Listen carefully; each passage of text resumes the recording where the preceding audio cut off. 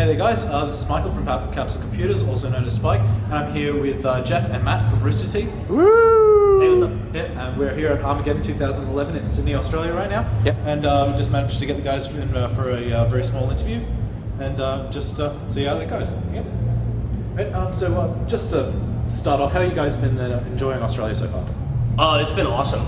We get to come here every 2 or 3 years, maybe every 3 or 4 years, and we're always really excited. This is our first time to Sydney, so we've nice. We both made a vacation out of it. And, oh, that's very cool. Yeah, you check out the town. Yeah, you said your kids were around as well? Yeah. Yep, they're looking forward to riding a platypus at some point. They're told that you can do that here in Australia. It's legal. Where's the wombat fighting?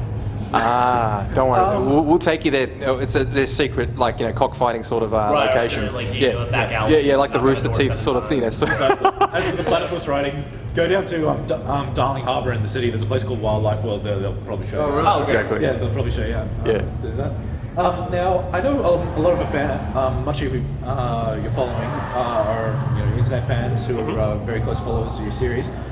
Where does your inspiration come from most of your episodes?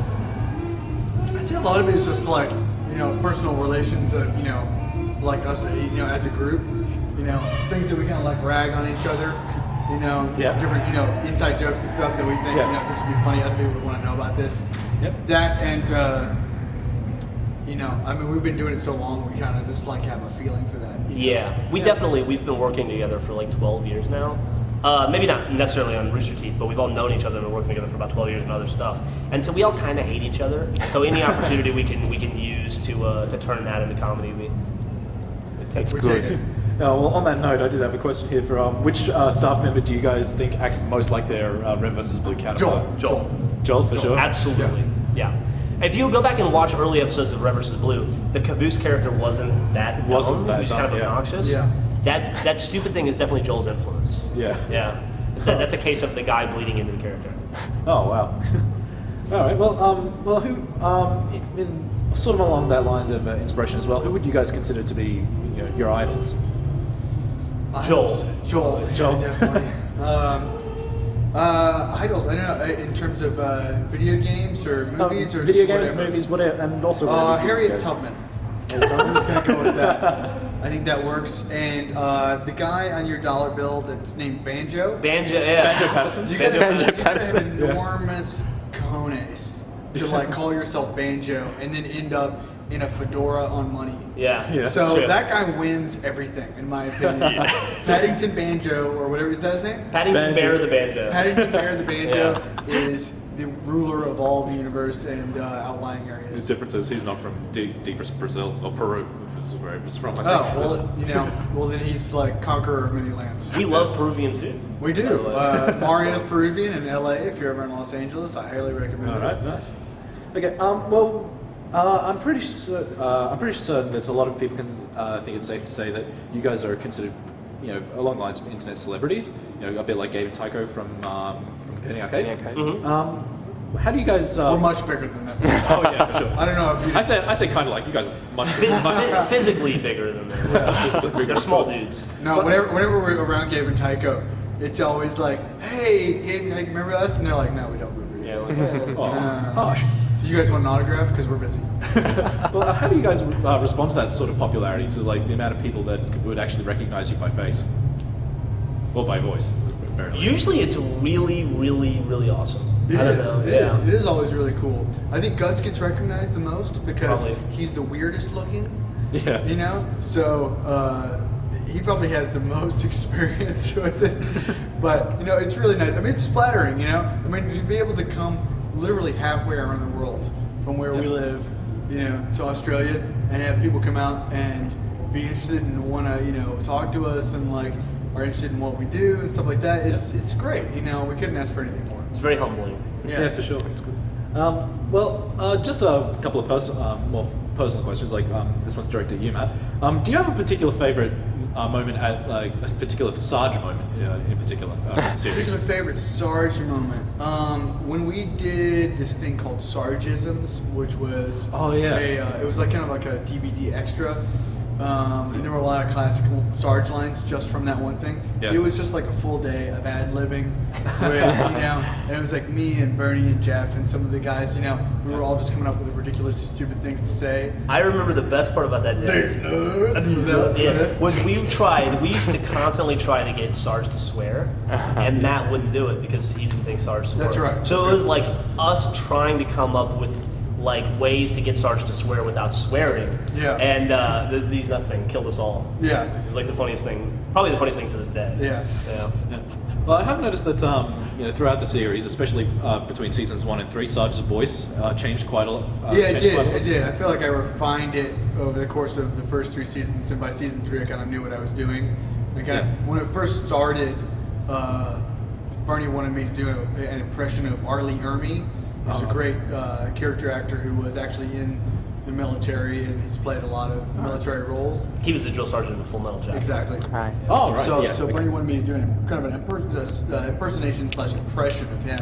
Okay. And that was kind of where I started with, but it didn't feel natural for me. It was very hard to do, and so over time I kind of shifted it into more like what I wanted to do, and it was easier for me to read. Which is like a southern mad scientist. Yeah, basically Sarge is actually based, the current version of Sarge is based on my high school football coaches. Oh, right. I grew up in Atlanta, Georgia, in the South. Oh, yeah. And Geoff and I are the 2 Southerners in the office, and so we always commiserate about being Southerners. Yeah.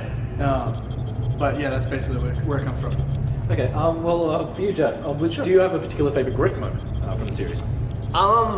I think my favorite moment from RedvsBlue is a moment that no one is going to remember, and it was, I think probably episode 14 or 15. The opening of the episode was Simmons and I standing on top of Red Base playing I Spy, and I think the joke is like, I spy with my little lights, and it goes dirt, and Griff goes, how did you know? And he's like, because that's all there ever is here, rocks and dirt. And because it reminded me of, it was pretty much exactly what it was like to be in the Army. And I think it was in Kuwait, because I was in the Army for 5 years. But also because it felt like Gus and I talking to each other. And it's kind of like very similar to the relationship Gus and I have. Okay, but you guys had already known each other for a while. Forever, yeah. We were already best friends at that point. So right. It kind of felt like me and Gus. Gus and I guess. That's very cool. A lot of people also know your work, Geoff, with Jack on Achievement Hunter. Mm-hmm. I think a lot of people would like to know, were there ever any impossible achievements, like achievements that you just attempted and you're just like, no, I give up? Man, Like real life achievements, for sure. yeah. Like figuring out what an IRA is. Right. And all those kinds of things.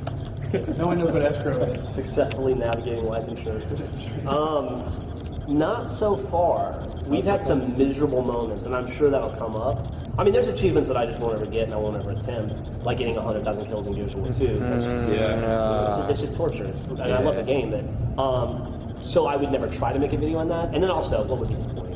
It's not like that kind of thing lends itself to video. But so far, no, we've been pretty lucky. I've had some rough moments, like I was talking about the Mafia 2 thing earlier. Yeah. But no, we've been pretty fortunate. All right, nice. And one last one for you. What was it like, honestly, being the guinea pig for the immersion experiments?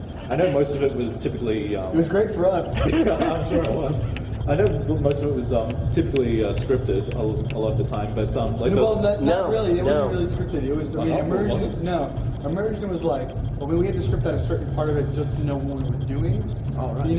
So it's like when you go out in a field and you're going to be shooting live ammunition, you have to be prepared because that's fucking dangerous, Yeah, and but I'll let Geoff answer the rest of it. But I mean, it was a thing where it's like what you see in Geoff's reactions and Gus's reactions, those are real. Yeah. That's not acting or anything. But they were really going through all that stuff for the first time and experiencing it and like figuring all that out. Yeah, like the stuff that Bernie and Griffin would say to intro, like that stuff is a little scripted. Yeah. But Gus and I was all off the cuff, like genuine reactions, like Matt says. It was awesome, with the exception of the food challenge. Food. That was because they kept us out drinking till 3 a.m. Did the pizza really taste that bad? I can't. It wasn't pizza. I don't know. It was very strange taste. It was bizarre. It was really weird. But they literally kept us up till 3 a.m, and then the next thing I know, it was like 5:15 in the morning, and Bernie was in my bedroom, and I was like super hungover and out of it. And then the worst part is that you didn't see this in the video, and I don't know that maybe it'll be in a behind-the-scenes thing at some point. But they then paraded Gus and I out through my living room. Well, Gus had already been there, but I had to go through my living room, and they had everything in sheets, so I didn't know what was going on. Yep. And then they made Gus and I sit in my front yard for 45 minutes while they set up, and Gus and I are just laying there on the ground, rolling and super hungover and uncomfortable. I'm going, what is going on? Why are they doing this? And then they showed us the food, and we almost both lost it at the moment. That and in the first one, when we got beat with baseball bats, that sucked a lot. That really hurt. Oh, so they actually when I wooden bats or metal bats? They were foam bats, but they were had a hard core to them. Oh, right. Yeah, and then they were wrapped with tape. And they were both bruised after that. Yeah, sure. Especially Gus. Gus had a footprint on his back. He got kicked right here, and it was no joke. So when he was trying to get we were worried that he actually had a rib. Gus had a walk away. Nobody talked to me for 15 minutes. Yeah. It was serious. Jeez. Yeah. Okay. Well, I guess I'll just wrap it up with just one last question. What kind of aspirations do you guys have for the rest of RedvsBlue and for Roosterteeth in general? I want RedvsBlue to be president of the universe. Well, I'm pretty sure it's it'll make it's running for vice president currently. I'd say Hopefully the it's very president close. will die, and we'll just you guys have appointed very to that position. Yeah.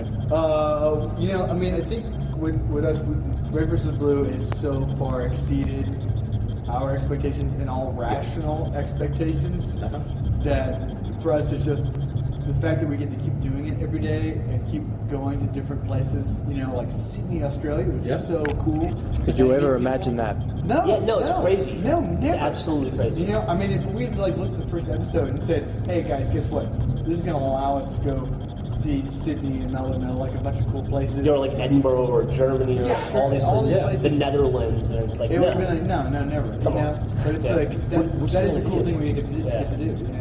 Yeah, I would say as long as my aspiration would be that we can continue to make RedvsBlue in a way that people will continue to like it and want to watch it, and that in addition to that we can make something else that people like. We can continue to make other things that people like. Yeah. Maybe. I'm happy making one thing people like. Yeah. I'll stop there. Exactly. I'm not greedy. Also, I want to beat The Simpsons for the longest running show. You'll get there. You'll get there. Keep on going. You'll get there. You'll get sure. there. And unlike them, we won't go up and down in Peaks and popularity. valleys. I'm pretty sure that we'll just keep going up and up and up. Hopefully. So, all right. How about you sign us off in character? Sarge. Sarge. Sign us off. Sign us off. What's the name of the show? Capsule Computers. Capsule Computers? Yeah. Okay. Capsule Computers, you just got sarged. Really? That's how it is. Can we just Sorry, buddy. Can we just go on break? All right. One of my Oreos. Me and you. Let's go get a meat pie.